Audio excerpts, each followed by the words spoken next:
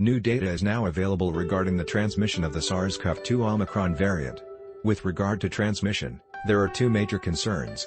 The first is how rapidly following infection people become infectious. The second is how long Omicron hosts remain infectious. Both of the concerns have been addressed by Hay et al., at least for healthy young men. The study gathered PCR tests from basketball players in the National Basketball Association, aiming to elucidate the viral dynamics of Omicron, namely when viral load peaks and how long the general infection lasts. The NBA regularly tests players for COVID-19 to ensure the integrity of its 82-game season. Using the data collected from these samples, Hay et al. Quantified the duration of viral proliferation, clearance rate, and peak viral concentration for individual infections. They additionally sequenced the samples to differentiate between Omicron, Delta, and other variants. From their dataset, Hay et al. Noted 97 Omicron infections and 107 Delta infections. They found that 27 of the 97 Omicron cases tested positive 1 day or less after a previous negative. Of these, 52% were positive at day 5, 25% at day 6, and 13% at day 7.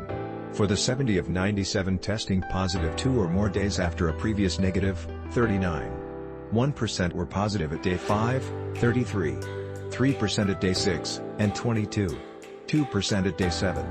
This data illustrates that Omicron-infected individuals become transmissible within the first few days of infection, with the viral load peaking rather early. The mean infection length for Omicron cases was 9.87 days. For comparison, Delta infections averaged over a day longer, 10.9 days. Peak viral load came slightly later in Delta cases as well, particularly in those that tested positive 1 or fewer days after testing negative, though there were only 6 such cases. Hay et al. Also found that the variant portrayed a lower peak viral load than the Delta variant. Omicron's mean peak CT value was 23.3 compared to Delta's 20.5.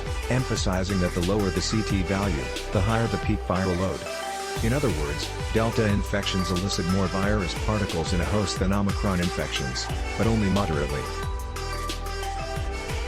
There is some speculation as to if the CT value for Omicron should be higher than 30 based on its increased transmission advantage, but for the purposes of this study, the value for Omicron and Delta is set at 30.